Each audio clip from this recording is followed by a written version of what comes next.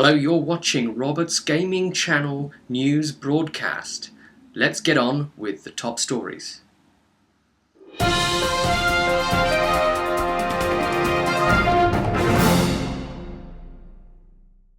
Yes, this show is going to give you a combination of updates both for my channel and the gaming world at large, and sometimes that's small because those little companies need support too, don't they?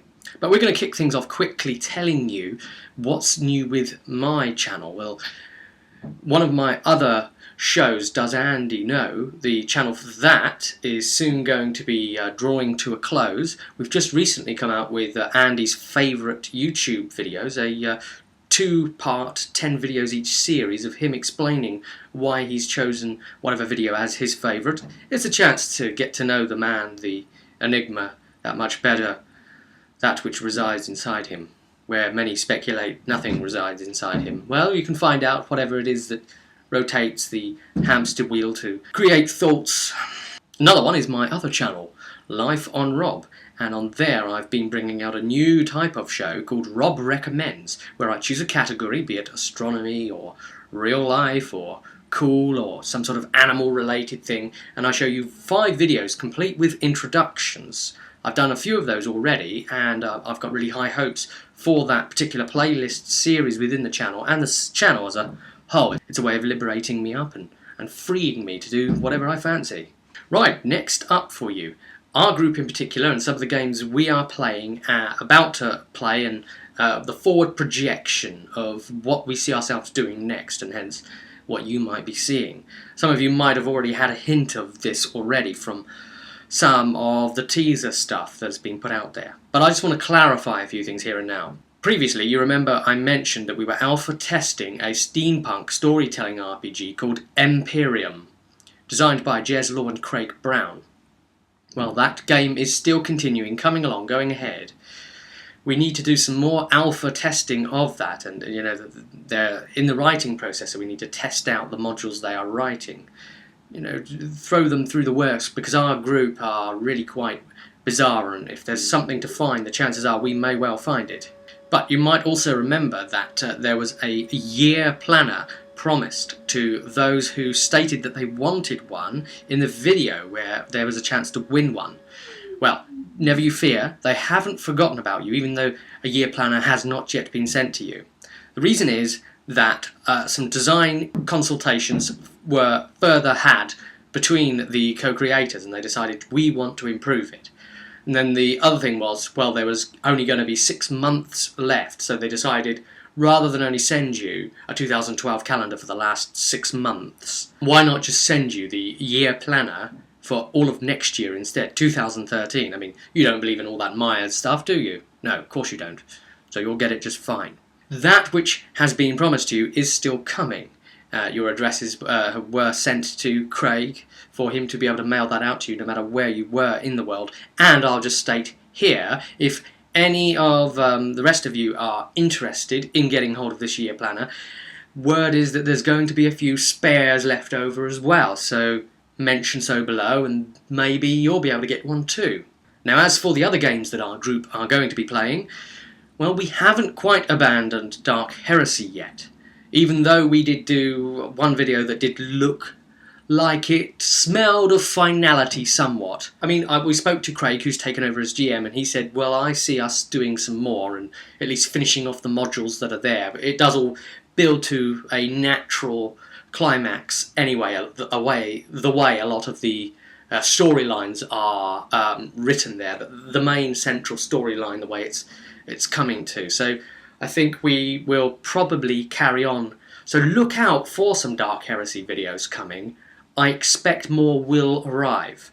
Also, though, we are putting together characters for Call of Cthulhu role-playing game. That is official. We will be playing that. Craig himself will also be GMing that, and I hope to probably bring you something on the series. I'm not promising full-on vidcast. I never want to do that with a new series. Life can be complicated, something can happen. If I do it, but I'm hoping for some sort of coverage, speaking about the system in some way. We'll see how far I delve with that, how far I can accommodate to take that with all the other projects going on as well. Finally, you might also remember some talk of Rogue Trader. That's the one that follows Dark Heresy. And I've been asked before, which way round should you really play it? Rogue Trader before Dark Heresy?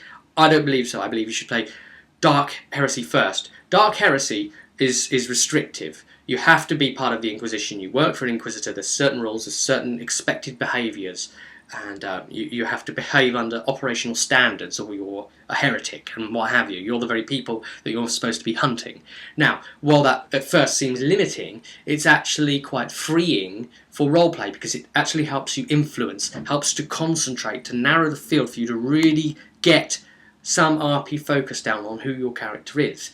And then, when you go to Rogue Trader, the whole thing's just blown open, and you're more pirates, you're more sort of like you could be like a Serenity group, sort of semi-pirate-ish and on the fringes. And the other thing is, of course, that the Rogue Trader has a load of other rules. So if you imagine Dark Heresy is like a straight line, Rogue Trader has that same centre point, but it's got all of these expanded wings of extra rules on top as well, with that as the centre. So it is playing Dark Heresy first is a wonderful way to acquaint yourself with the core elements that you'll be using in Rogue Trader, and obviously to give you some 40k universe stuff under your belt without the complete free-flowing fly here, fly there, right at your doorstep straight away. Now, that's not to say that the modules couldn't do a bit of work, and in retrospect, as I've mentioned in a lot of the Dark Heresy vidcasts, they are found wanting, we felt, and they do need a lot of revising. You should not just really play them as is. Also, we felt the way that they were structured in many ways wasn't too helpful. The way they are written out for the GM to